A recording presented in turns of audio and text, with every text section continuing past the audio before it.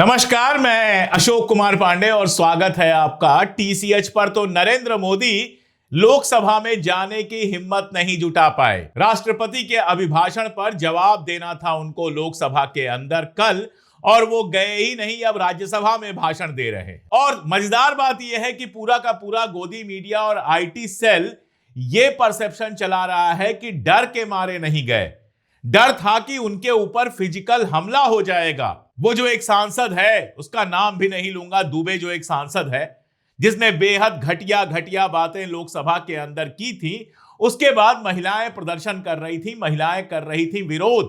तो अब यह कहा जा रहा है कि महिलाओं के आड़ में कांग्रेस जो है वो प्रधानमंत्री के ऊपर हमला करना चाह रही थी। प्रधानमंत्री जिनके आगे पीछे सुरक्षा में इतने लोग लगे रहते हैं जिनकी गिनती मुश्किल है, उनके ऊपर कांग्रेस हमला कर देती। और हमारे प्रधानमंत्री जी इतने कोमल सुकोमल हैं कि कांग्रेस उन पर हमला कर देती और वो बेचारे घायल हो जाते।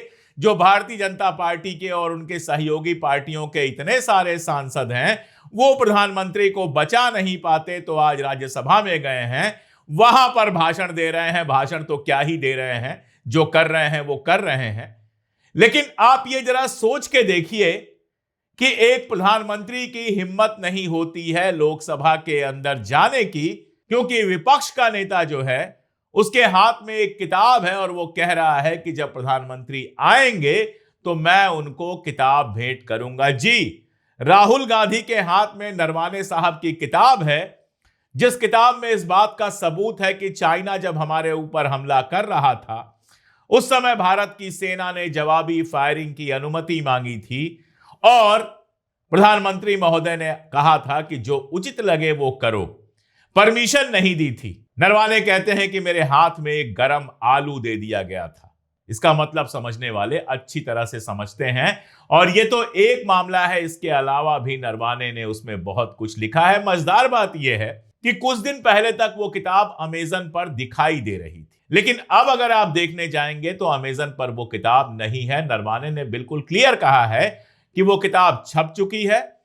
पेंगुइन ने रक्षा मंत्रालय से अनुमति मांगी है कि भाई परमिशन दीजिए तो इस किताब को रिलीज किया जाए, और रक्षा मंत्रालय ये अनुमति नहीं दे रहा है। सीधी सी बात है कि राजनाथ सिंह उर्फ रक्षा मंत्री हमारे उस दिन संसद में ये गलत कह रहे थे, ये झूठ कह रहे थे कि किताब नहीं छपी है। अगले दिन छपी हुई किताब लेकर राहुल गांधी खड़े थे और प्रधानमंत्री की हिम्मत नहीं हुई कि वहां जाएं। दुनिया भर की कहानियां सुनाई जाती हैं, इस अफसर ने ये लिख दिया, उस अफसर ने ये लिख दिया। अरे भाई, तुम्हारी तो यही हिम्मत नहीं है कि उस अफसर की, जो हमारी सेना का सबसे बड़ा सेना नायक था, आर्मी का चीफ था, उसकी किताब छपने दो कि लोग सच्चाई जान सकें कि गलवान में क्या हुआ था, गलवान में किसकी कमजोरी थी, सरकार की क्या भूमिका थी। लोग ये जान सकें कि 56 इंच की बात करने वाले, बड़ी बड़ी बातें करने वाले, बड़े बड़े दावे करने वाले चाइना के सामने कैसे 26 इंच के हो गए।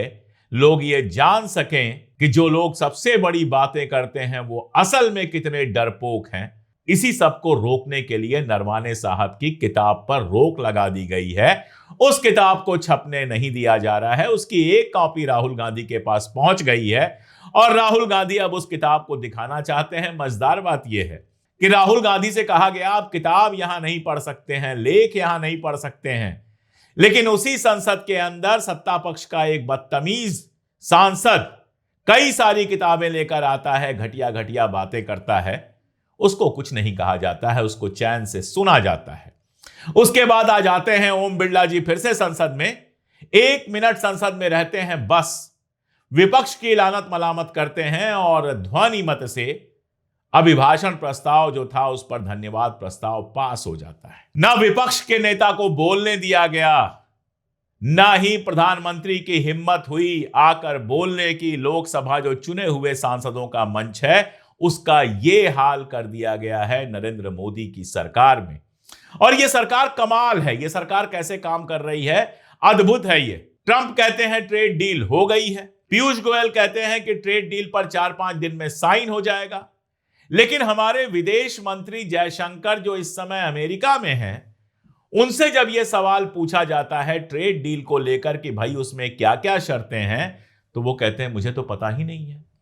मोदी जी की ट्रंप से बात हुई थी, उसमें ही सब फाइनल हुआ है, मुझे तो ये पता ही नहीं है कि उस ट्रेड डील में क्या है, जाइए पीयूष गोयल से पूछिए। यानी विदेश मंत्री जो लगातार बातचीत कर रहे थे अमेरिका से, जो लगातार दुनिया के दौरे पर रहते हैं, उनको यह पता ही नहीं है कि कोई डील हुई है या नहीं हुई है।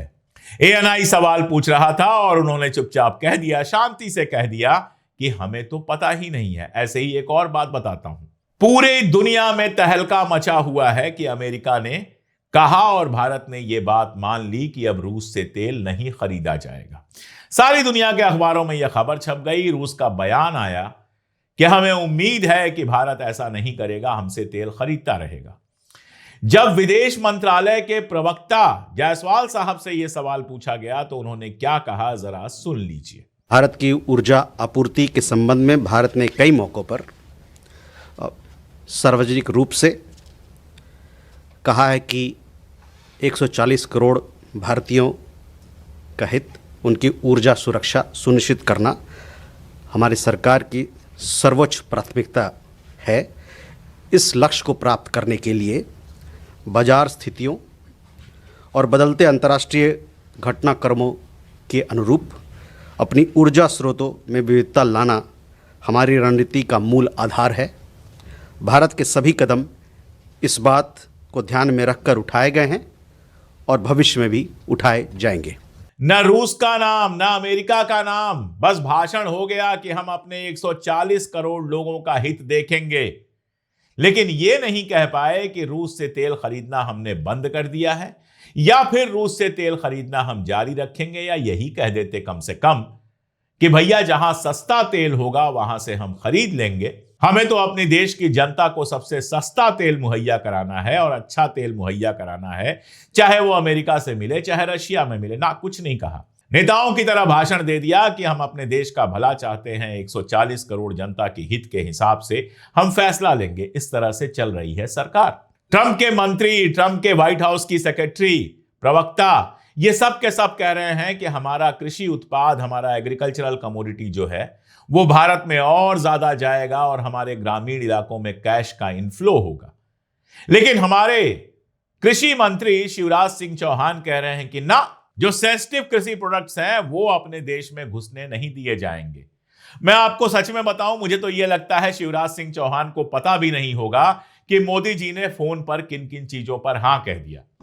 अब बेचारे मंत्री हैं तो कुछ तो बयान देना है, तो बयान दे दिया। उनको सच में पता नहीं होगा, इस सरकार में किसी को कुछ नहीं पता होता है।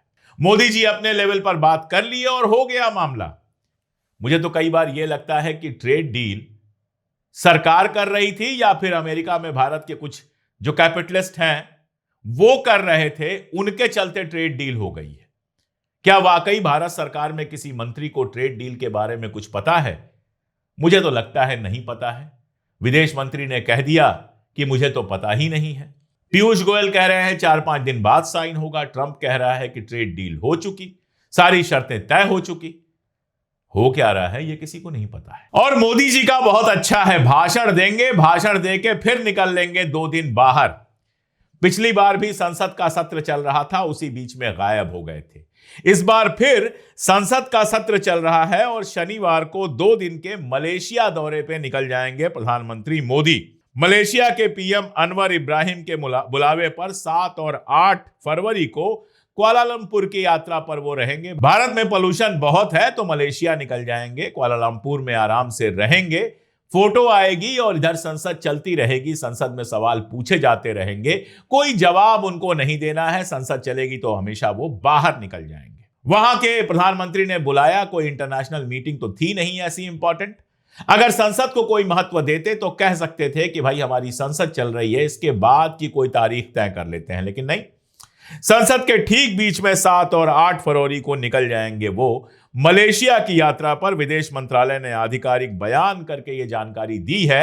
और आपको बता दूं कि मलेशिया भी एक मुस्लिम नेशन है और नरेंद्र मोदी वहां तीसरी बार जा रहे हैं, पहली दूसरी बार नहीं जा रहे हैं, तीसरी बार जा रहे हैं। देश के अंदर तमाशा चलता रहे, लेकिन मुस्लिम देशों की यात्रा, वहां के सारे सुख लेने में नरेंद्र मोदी जी कभी नहीं चूकते हैं। कहा जा रहा है कि द्विपक्षीय सहयोग पर बात होगी वगैरह वगैरह, लेकिन हम जानते हैं क्या बात होती है। हो सकता है अडानी जी के लिए कोई नया रास्ता मलेशिया में भी निकल जाए। 13 फरवरी तक संसद चलेगी और इसके पहले ही 7 और 8 फरवरी को हमारे नरेंद्र मोदी जी गायब रहेंगे।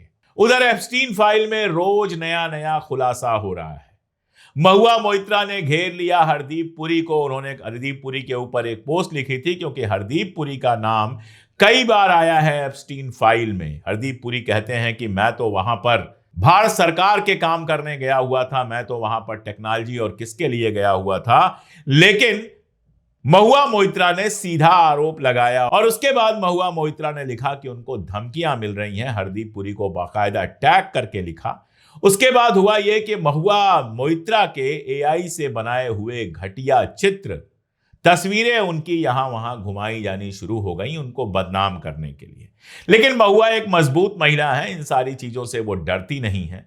उन्होंने एक ट्वीट किया और उसमें 3-4 ऐसे हैंडल्स को टैग किया, टैग तो नहीं किया, उनका स्क्रीनशॉट लगाया और उन्होंने कहा कि इन सब के खिलाफ मैं केस कर रही हूं और अगर कोई भी इस तरह की तस्वीरों को ट्वीट करेगा या रिट्वीट करेगा या सोशल मीडिया पे फैलाने की कोशिश करेगा, हर उस आदमी के खिलाफ, हर उस औरत के खिलाफ मैं केस करूंगी और क्रिमिनल केस करूंगी।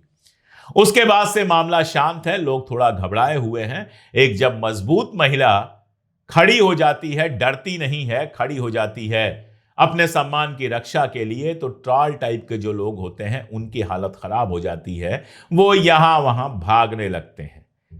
अब एप्स्टीन फाइल में एक और नाम जो सबसे ज्यादा आया है और ऐसा लग रहा है जैसे एप्स्टीन से उसके बड़े करीबी रिश्ते थे, वो है छोटे अंबानी का, अनिल अंबानी का।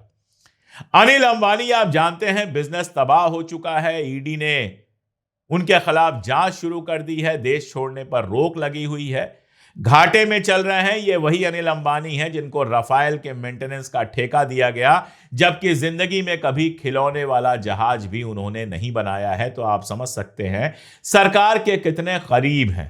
इन अनिल अंबानी का नाम एप्स्टीन फाइल में बार बार आया है और ऐसा लग रहा था, उनको पढ़ते हुए मुझे ऐसा लग रहा था जैसे एप्स्टीन और भारत सरकार के बीच में दलाल चाहें तो दलाल कह लें या कुछ और कहना चाहें तो कुछ और कह लें, वो भूमिका अनिल अंबानी निभा रहे। अब यही सब डर है, संसद चलेगी तो सारे सवाल पूछे जाएंगे, संसद चलेगी तो डील पर सवाल होगा, संसद चलेगी तो नरवाने साहब पर सवाल होगा, नरवाने साहब की किताब पर सवाल होगा और संसद चलेगी तो एप्स्टीन फाइल पर भी सवाल उठेंगे। संजय सिंह ने तो सवाल उठाया है, लेकिन अगर संसद चलेगी तो कुछ और लोग सवाल उठाएंगे। राहुल गांधी संसद के बाहर ये कह ही चुके हैं कि ये सारी ट्रेड डील जो हुई है वो एप्स्टीन फाइल की वजह से और अडानी की वजह से हुई है।